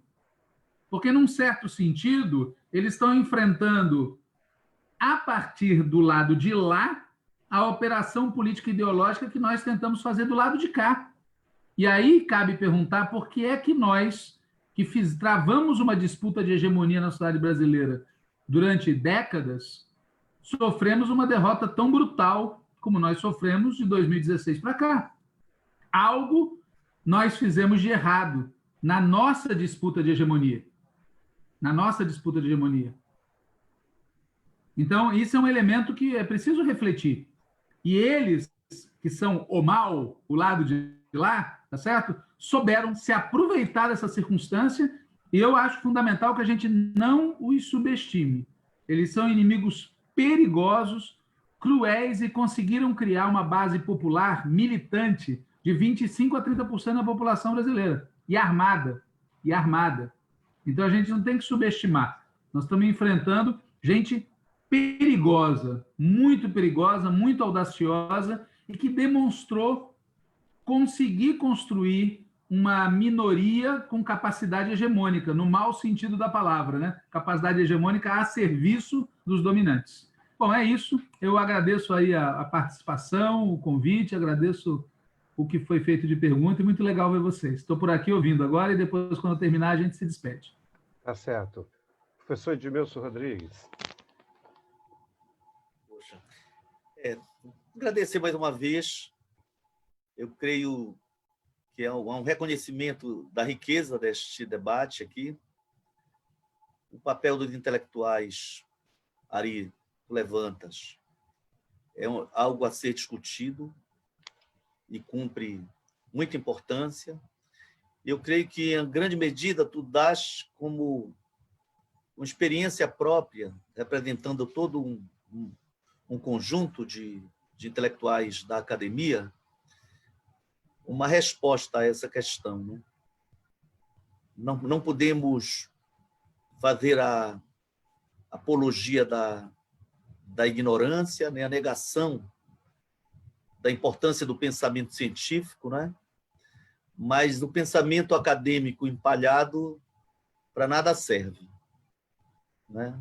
Ficarão em arquivos, mas não servirão como fonte para produzir um projeto de futuro alternativo, e, nesse sentido, uma nova hegemonia, né? Eu acho que o Edilson Moura, com a resposta do Walter Pomar, bateram o martelo numa questão importante, né? A burguesia, ela exerce a dominação exatamente sem precisar só de cacetetes, de vez em quando ela usa, mas ela exerce a dominação exatamente porque ela é hegemônica, e isso nos entristece. Quando o Edilson falava, e depois na resposta do Walter, e eu pensei, e a indígena, que se apresenta como cabo eleitoral e depois é nomeada para a Secretaria de Saúde Indígena, para cumprir um papel de aliviar a imagem de genocida indígena do seu chefe, não é? E o Negrão, que foi o deputado mais votado do Rio de Janeiro, e que certamente não seria nem deputado, mas se transformou em deputado mais votado, só que os negros brasileiros estão pagando um preço caro, porque ele está em todas as fotos, atrás do presidente sempre, né? Para provar que o presidente não é racista. Então, eles trabalham para confundir os espíritos, para usar uma expressão que o Milton Santos usava, e impor a sua hegemonia. Isso não consegue neutralizar e impedir as resistências, porque as contradições não são simples, nós vivemos antagonismos profundos. Por isso, apesar da capacidade de exercer a hegemonia e colocar a máquina do Estado, as instituições políticas, as instituições da justiça, todo o sistema de justiça, inclusive o Ministério Público, ou o que é o Moro, se não representante de uma fração de extrema-direita dentro da Procuradoria da República, do Ministério Público Federal, né? O que são ministros, vários deles, inclusive na Justiça do Trabalho, se prestam para legitimar um dos golpes muito profundos aos direitos dos trabalhadores que foi a destruição de 900 e tantos dispositivos da CLT, citada pelo Edilson Moura, né? Depois de tantas décadas, desde o governo Vargas. Então, a burguesia ela tem essa capacidade realmente de exercer, né, o seu pensamento. O Zé de Souza Martins tem um trabalhinho lindo, é até um livrinho de bolso, mas muito profundo, que fala sobre o pensamento... É sobre o pensamento burguês, o pensamento capitalista. Importante para entender, né, por que os que são vítimas do sistema acabam legitimando seus algozes, né? Então, em grande medida, há uma corrupção estrutural, assim, em termos de valores, não é? Nem todo mundo que elege um prefeito corrupto, bandido, antipovo, ou um presidente fascista corrupto como o Bolsonaro, vota simplesmente porque vendeu o voto em período eleitoral. A gente fala muito em corrupção, pensando no uso do dinheiro, né, do financiamento empresarial de campanha, para trocar por voto do desempregado, o uso da miséria. Isso existe até hoje, é um coronelismo de forma moderna, né? Mas há realmente uma espécie de dominação, no sentido assim, um pensamento corrompido, uma ideologia assumida pelos pobres, negros, indígenas, desempregados, trabalhadores, que acabam legitimando a hegemonia contra os seus interesses, né? Porque é uma hegemonia em favor da lógica do capital, né? Da lógica do lucro, da racionalidade capitalista. Racionalidade em termos de valores filosóficos mesmo, né? É a mulher que, quando eu vim uma vez, em plena campanha, no mesmo avião do Bolsonaro, e o Bolsonaro estava com o delegado Éder Mauro, eu estava com alguns companheiros assim, deputados do PT, que vinham para a reunião dos direitos humanos aqui, e nós ficamos dentro do aeroporto, conversando, tomando cafezinhos, para esperar dispersar o movimento que o esperava. E nós ouvimos multidão gritando mito, mito, mito.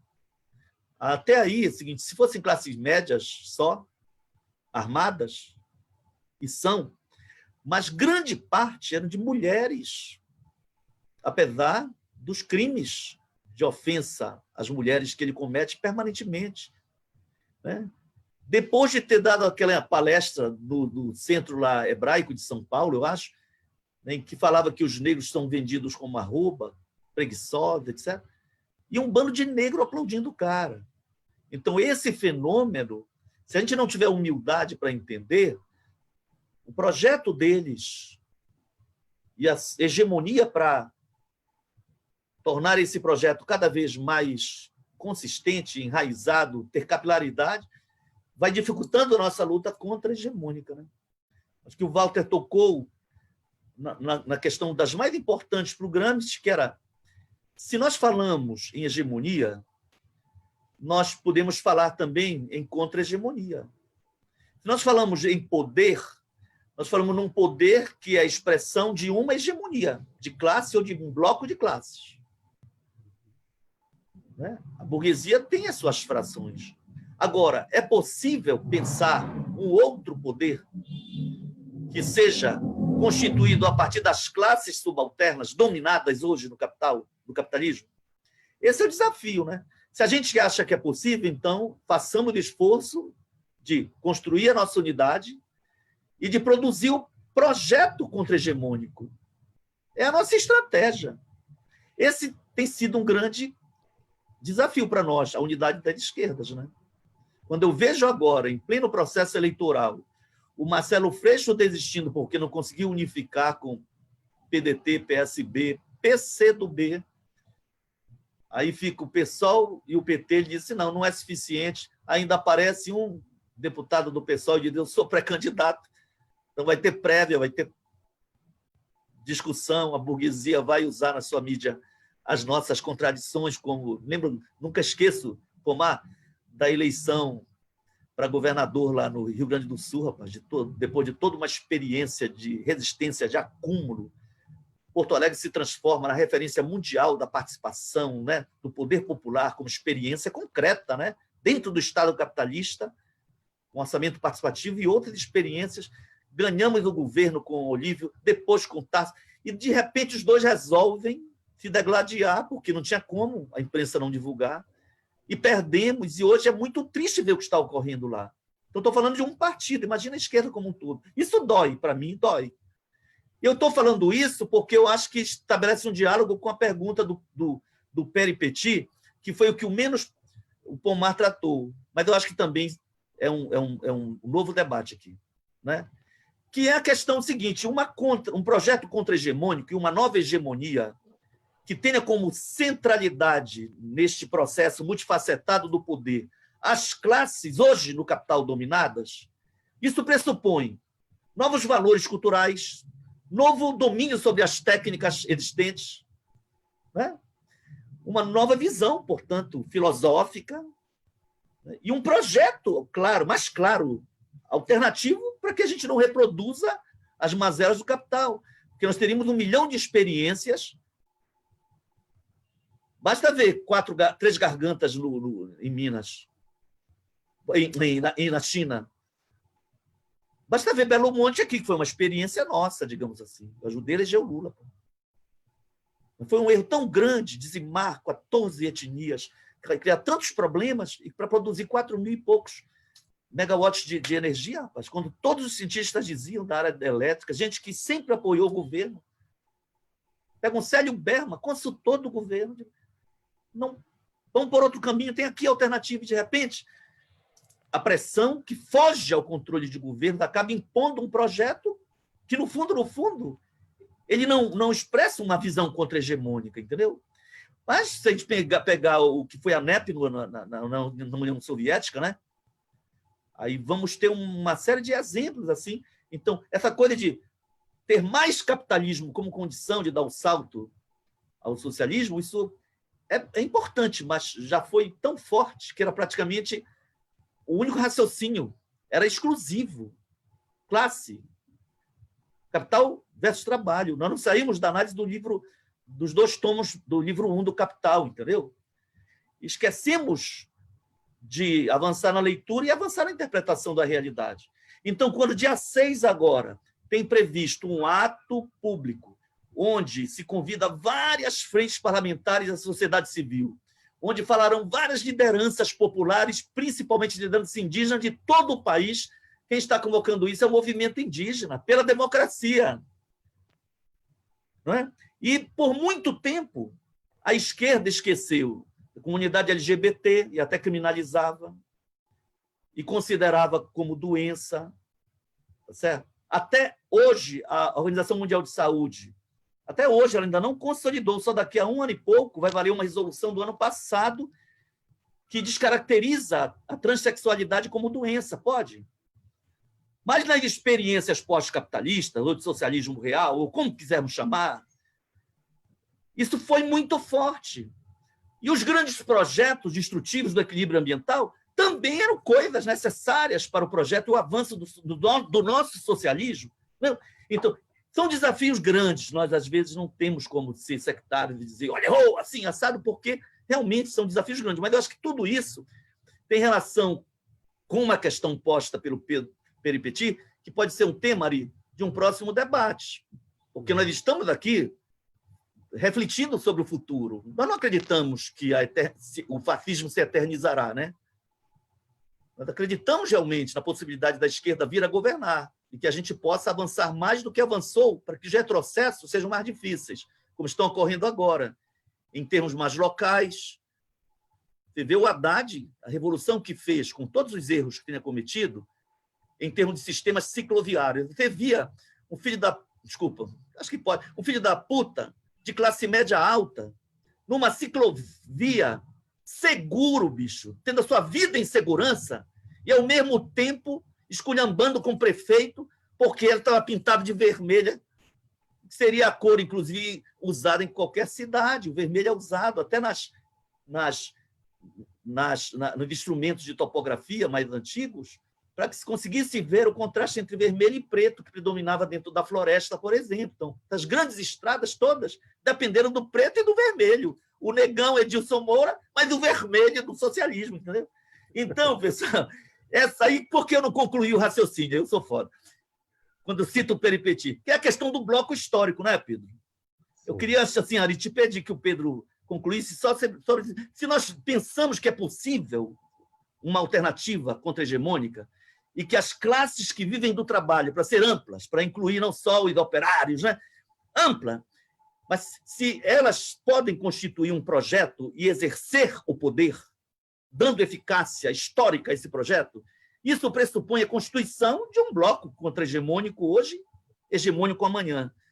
É claro que não dá para avançar aqui, porque, eventualmente, a gente pode ter uma visão equivocada e achar que gente podre, que não tem compromisso com esse projeto, possa contribuir. Mas, às vezes, a gente precisa do podre também como condição de não inviabilizar a experiência. Então, essa contradição é uma contradição que a gente vive hoje, né? E que eu acho que a gente tem que debater para ver como enfrenta, na possibilidade de ganhar um governo municipal em São Paulo, no Rio, em Belém, por exemplo.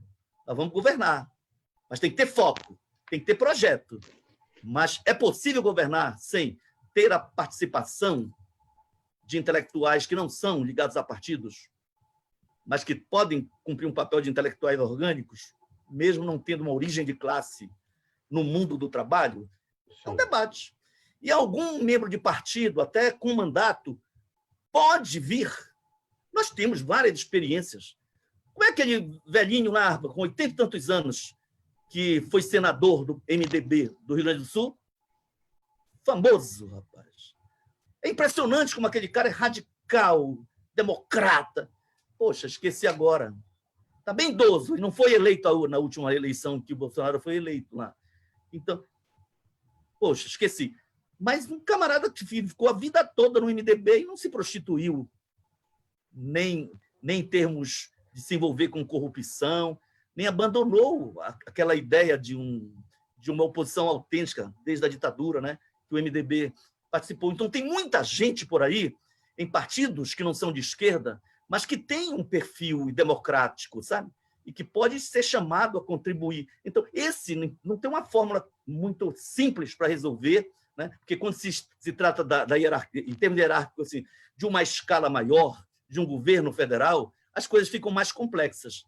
Eu acho que aquela crise que o governo do Lula viveu, né, de acusações, e quando a gente vê hoje o Centrão sendo chamado pelo Bolsonaro para compor o governo e as críticas que ele fez ao Centrão, né, mas, em grande medida, são expressão dessa complexidade, né? Era possível evitar? Esse é o debate que não dá para fazer aqui, né? Se evitasse alianças com partidos do tipo A, B ou C, qual seria a alternativa para garantir o governo? Não é? Então, aí tem uma coisa da participação popular, nesse sentido, o exercício do poder popular, ele pode ajudar a equilibrar. Mas aí já há um medo, e eu concluo com isso, um medo baseado em experiências recentes. Quer ver uma coisa? O Augusto Heleno afrontou o Lula quando o Supremo Tribunal decidiu reconhecer a terra, Raposa Terra do Sol, em favor dos povos indígenas que lá habitam. São 5 etnias, inclusive o Wapixana, né? O Macuxi, o Aicó e outros. Então, ele simplesmente incentivou os arrozeiros a resistir, a explodir ponte, a enfrentar a Polícia Federal. Né? Ele perdeu força depois, foi colocado na burocracia. Mas se tu for estudar esse cara, até hoje ele tem vínculo com a escola de assassinos, que saiu do Panamá e está lá na Geórgia, se não me falha a memória. Né? A Escola das Américas. A experiência venezuelana nos ensina. Eu fui para o Fórum Social Mundial e, na minha mesa de debate, além de lideranças sindicais partidárias, você tinha oficiais falando em Gramsci, em Che Guevara, e com domínio do conhecimento desses pensadores e lutadores revolucionários. Por quê? Porque mudou-se o foco na formação militar lá. Foi uma ousadia que, talvez, por ter sido militar, o Chaves conseguiu implementar. Aqui, as Forças Armadas obedecem uma orientação ideológica que é da escola de assassinos. Isso nos entristece, né? Por isso que a geopolítica externa vendida como se fosse uma geopolítica de interesse nacional e feita em favor da soberania nacional. Né? São coisas complexas, difíceis, mas que têm que ser debatidas quando se pensa realmente em na possibilidade de um mundo novo aí, né? De movimentos contra-hegemônicos. Obrigado aí pela oportunidade, presidente. Obrigado a você, Edmilson. O senador que o Edmilson queria falar, acho que é o Pedro Simon, não é não? Pedro Simon, Pedro... sim. Sim. Desculpa ter esquecido. Okay. O cara Aproveitando aí, Edilson Moura, faça sua fala final, por gentileza. Bom, eu só quero agradecer mais uma vez o convite para participar desse debate extremamente interessante, esclarecedor, né? Eu acho que todas as vezes que formos discutir Gramsci, nós estamos discutindo o que é atual, porque o que ele produziu em termos de análise da sua época ainda serve muito para o mundo que nós estamos vivendo, para a realidade que nós estamos vivendo. Acho que nós estamos numa disputa de hegemonia pelo poder, na verdade, mas é uma disputa que se acirrou, uma disputa que se radicalizou. O Walter, quando diz assim, que o Walter e o Edmilson, quando disseram que o Bolsonaro deu voz, né, ao senso comum, foi exatamente isso que aconteceu. O senso comum passou a se sentir representado. Talvez a academia tenha que fazer uma autocrítica, no sentido de que não conseguiu dialogar com alguns setores da sociedade que poderia ter dialogado. E o Bolsonaro vem como esse elemento que dá voz a esse senso comum, que dá voz a essas pessoas que não se sentiam representadas no espaço político. Quando se fala de Olavo de Carvalho, diz assim, o Olavo de Carvalho conseguiu construir um exército em torno dele que nós nunca imaginávamos que ele conseguiria. Pessoas defendendo determinadas posições que está muito longe daquilo que a ciência pensa. Mas, de qualquer maneira, ele conseguiu construir esse exército de seguidores. E, ao construir esse exército de seguidores, nós temos que fazer a nossa avaliação, onde nós erramos. Porque nós deixamos esses setores caírem nas mãos de elementos como Bolsonaro, de elementos como o general Heleno, como o Weintraub, como essa turma toda que hoje se apropriou do poder. E, na verdade, o Bolsonaro pegou o que há de pior no setor público brasileiro para trazer para dentro do governo. Então, assim, nós temos que fazer a nossa avaliação e temos que pensar num projeto em que a gente consiga reconquistar o coração e as mentes daqueles que nos deixaram. E o que é interessante, que foi colocado pelos dois palestrantes, é que existem, não adianta de dizer que é só a classe média, não adianta de dizer que é só a elite brasileira.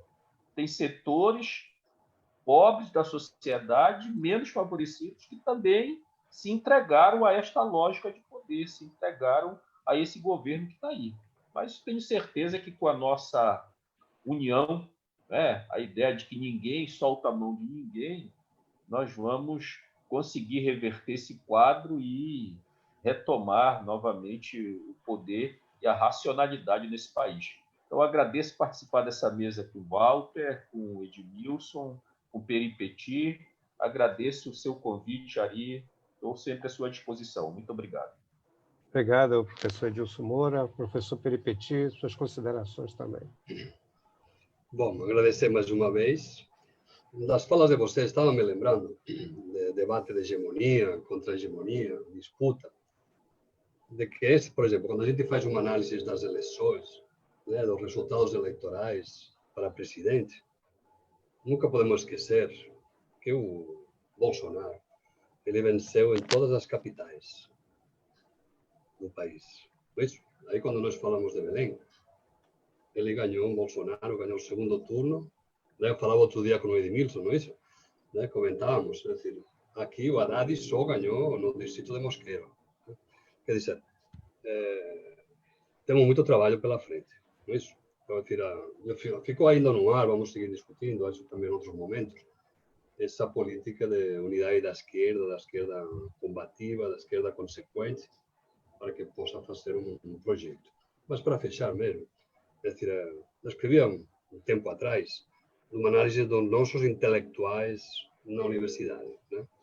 Então, assim, eu achava que nos últimos anos, inclusive, né, por toda a reversão que fez o governo Lula, especialmente, mas também que a Dilma continuou, que foi contra o projeto que o Fernando Henrique Cardoso tinha, neoliberal, de destruir a universidade pública, de enfraquecer a universidade pública.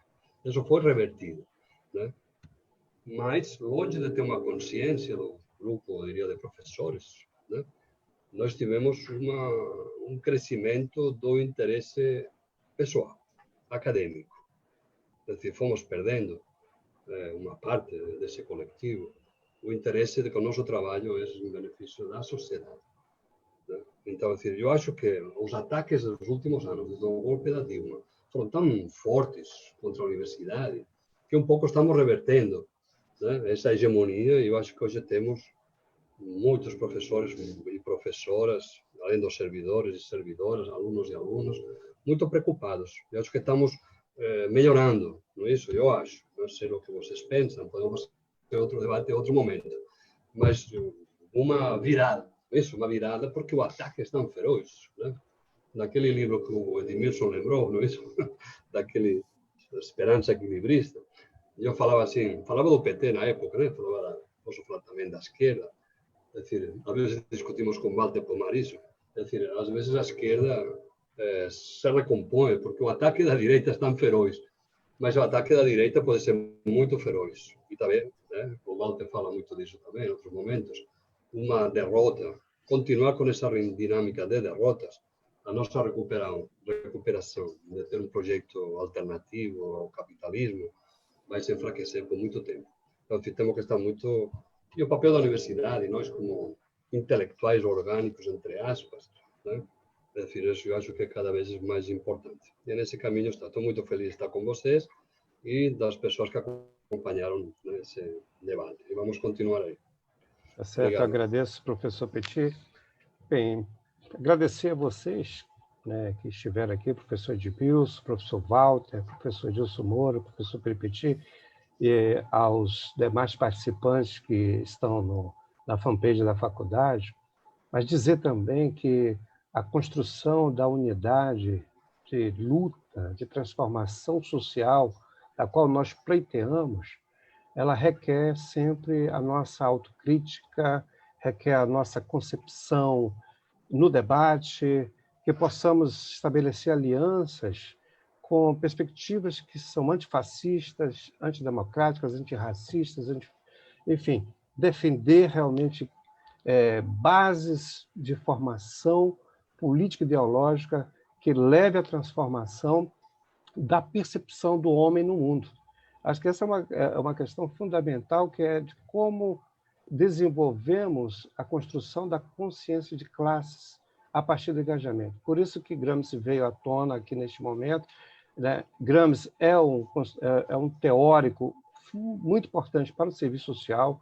Carlos Nelson Coutinho tem diversas obras traduzidas e que nós bebemos, enquanto serviço social, nesta fonte, na própria, ou seja, diversos autores que têm discutido a teoria gramscista, né? Então, é preciso que nós estejamos atentos a esse debate contra o fascismo, contra esse processo hegemônico burguês e em favor da classe trabalhadora, em favor da transformação. Muito obrigado, nós vamos encerrando aqui a nossa live. Até a próxima.